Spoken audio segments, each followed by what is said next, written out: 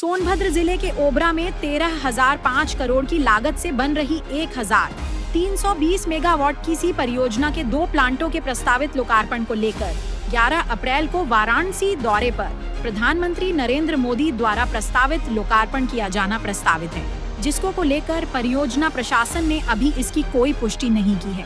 तापीय परियोजना के सीजीएम RK अग्रवाल के अनुसार अभी इसकी कोई जानकारी उन्हें प्राप्त नहीं हुई है। बता दें कि बिजली प्रबंध भी आगामी 11 अप्रैल तक सी परियोजना की दूसरी इकाई को कमर्शियल लोड पर लाने के लिए युद्ध स्तर पर कार्य में लगा हुआ है, जबकि कार्य पूरा होने में 15 से 20 दिन का समय लग सकता है। ऐसे में 11 अप्रैल को प्रस्तावित प्रधानमंत्री के द्वारा लोकार्पण होना संभव नहीं लग रहा है।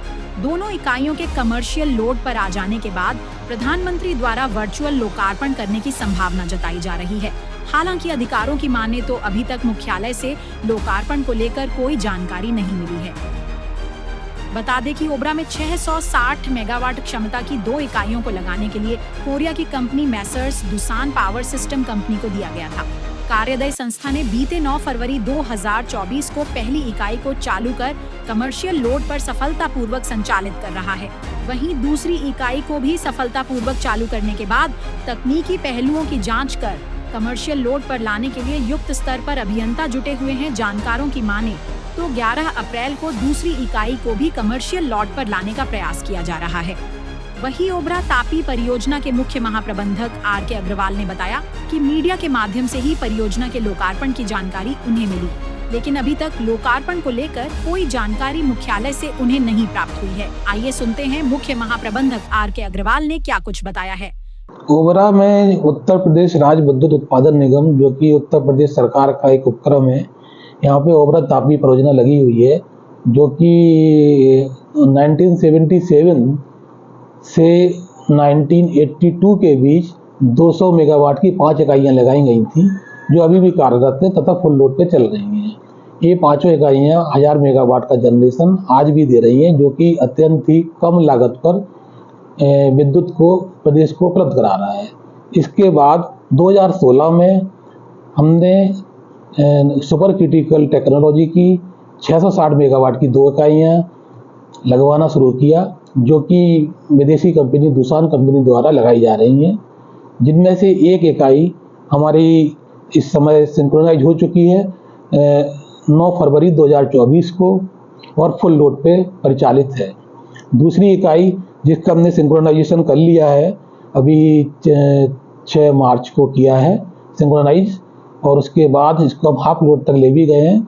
अब इसको फुल लोड पे ले जाने की तैयारी है, जिससे इससे भी हम 660 मेगावाट ले सकें और प्रदेश को ऊर्जा के क्षेत्र में आत्मनिर्भर बना सकें। ये वाली हमने ओबरा सी की 660 मेगावाट की जो परियोजना लग रही है, ये हमने इंटरनेशनल कॉम्पिटिटिव बिडिंग के माध्यम से निविदा निकाली थी, जिसमें दुसान कंपनी, जो कि कोरिया की कंपनी है, उसको हमने 13,005 करोड़ में 13,005 करोड़ की संपूर्ण परियोजना है, जिसको हमने 7,700 करोड़ में दुसान कंपनी को EPC पैकेज के माध्यम से हमने निविदा उसको दी, और दुसान कंपनी ने अपना एक यूनिट सिंक्रोनाइज कर लिया, दूसरा यूनिट सिंक्रोनाइज करने वाली है।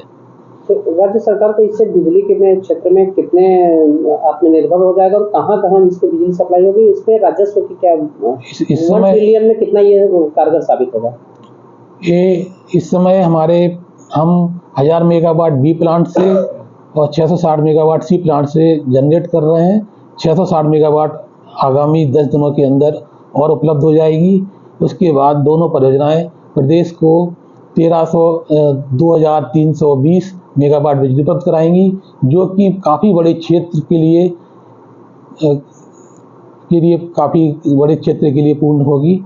और यह बिजली हमारी 3 रुपये से 4 रुपये के पर यूनिट के हिसाब से होगी, जो कि अन्य तापी परियोजना जो कि प्राइवेट सेक्टर की हैं NTPC से, उनसे एक काफ़ी कम लागत पर होगी। इससे हमारे उपभोक्ताओं को बहुत सस्ती बिजली मिलेगी और प्रदेश को लाभ होगा।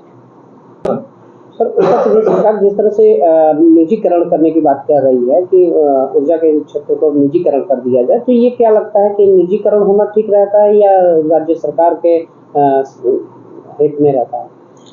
इसमें एक्चुअली सभी क्षेत्रों का समावेश होना चाहिए।